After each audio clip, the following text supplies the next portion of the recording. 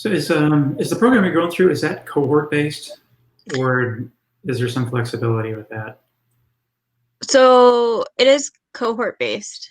There's our program's about, at last count, probably around 110 students per grade. But we also, as Cara mentioned, we have 37% international students. And so the struggles that they are going through is, insurmountable compared to what we are. And so it's something that we keep in mind and something that we have actually sought to help address too, by providing opportunities for international students, because especially once COVID hit, internships are hard enough to get in the best of times for MBA students. It's so competitive.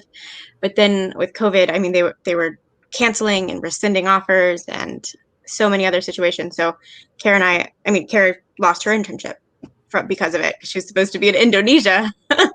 That didn't happen. But it's struggling through to find those new opportunities. So you all were relatively close in terms of classmate standpoints. You pitched your idea to Nancy. So when you pitched this idea to Nancy that you wanted to work with small businesses, did you already have other classmates on board, or did you get the okay and then you had to scramble and try to figure out what was next? Explain to us how that took place. So I think our mentality was like, we wanted to make sure that we had something that made sense before going forward. So we didn't know if small businesses would want to reach out to business students, because that's something that really hasn't been tested yet. So I think, in what do they call it in the lean startup, like the smoke screen model? That sounds not great to refer to what we were doing, because we really did believe that we had the support to provide the services that we were offering. And as soon as word got out, we had students sending us messages, contacting us through Facebook, WhatsApp, being like, I see what you guys are doing. Please let me know how to get involved. So it was a really short window from the time that we started this to when people just started to crowd around and offer support.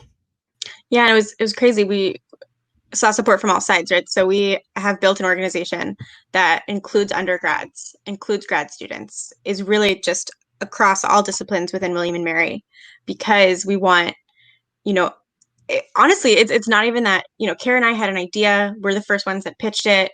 But then almost immediately, it's just that helping mindset that I think is so prevalent at William & Mary, that people were just begging to join. So it didn't last the two of us very long. Interesting. And so how did, I'm really curious to hear how you all hooked up with Small Business Development Center and Jim Carroll to get that ball rolling. Well, so Nancy got us on an email chain that was just getting, I think by the time she added us to the chain, there was probably, 20 plus messages among professors and, faculty, different areas. And it just so happened there was going to be a meeting with Julie Sums, who is the sort of economic development liaison, William & Mary role, and some people throughout local government. So I think Michelle DeWitt from the Williamsburg Economic Development Council, she might have been on that call too. It's hard to remember, but at that point, we both showed up on camera and said what we were willing to do. And someone came out and said, this sounds a lot like what the SBDC does. And to be totally transparent, I don't think I had heard of the SBDC. So this was a totally new realm that was being presented to us. And I think Vicki and I, we spent that week probably on Zoom calls, like 5 hours a day. We were talking to anybody who would talk to us, economic development, SBDC, whoever. So we had a call with Jim on James Carroll at 1 o'clock on a Friday. And we had no idea what we were getting into with him. And he suggested that we make this a standing call every week, 1 p.m. on Friday. And I think since March, we've maybe missed 1 or 2 Fridays with him. So I guess that's kind of how it came about. I don't think it's uncommon, though, that you guys wouldn't know of economic development, SBDCs. I mean, once you're in the sphere, I get it.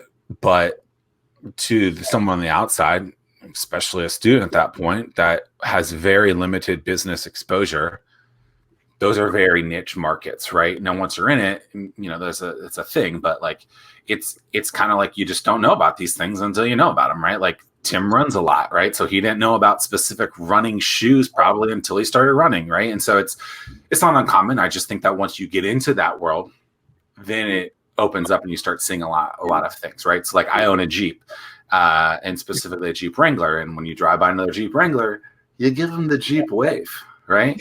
Tim used to drive a Jeep. He knows what I'm talking about. But like, did I know that before? No. When I'm driving my wife's car, do I wave at other Jeeps because I forget that I'm not in my Jeep? Absolutely. And they're like, who is this donkey? Like, what is he doing? I'm like, oh yeah, oops. But I mean, it's just that's understanding and getting into that world. And so that I appreciate that you guys did get into the driver's seat and were trying to control and see where that happened. What we've seen though, since stepping into this world, now that we're here, I think we're both like, wow, we should have been here before, and why weren't we? And you know, we see the opportunity to bring in more students, because I think we were at a meeting, Vicki and I, back in December. We went to an economic development lunch, just trying to meet local small business, because this seemed like a great opportunity for William & Mary students to talk about business with people that are doing it. And there were people there that, you know, they made it really clear. They're like, wow, we want more interaction with the business school, and we want it here in Williamsburg. So we know that, you know, this partnership makes sense, and we want to see it continue and grow. Yeah, and that's one of the things that you all deserve a lot of credit for, is that you just started. You didn't wait for the perfect opportunity. You didn't have this super defined business plan or pitch for that matter. You just went out and you did it, and then you figure it out as you go. So, and there's so many businesses out there that they wait for that perfect opportunity. That perfection doesn't show up, and then the opportunity completely passes them by. So there should be more people like that just go out there and get started. And Zack was one. He can attest that, you know, the Just Do It Nike's logo is one of the best slogans out there. You just got to go out there and just do it and get started and figure it out along the way.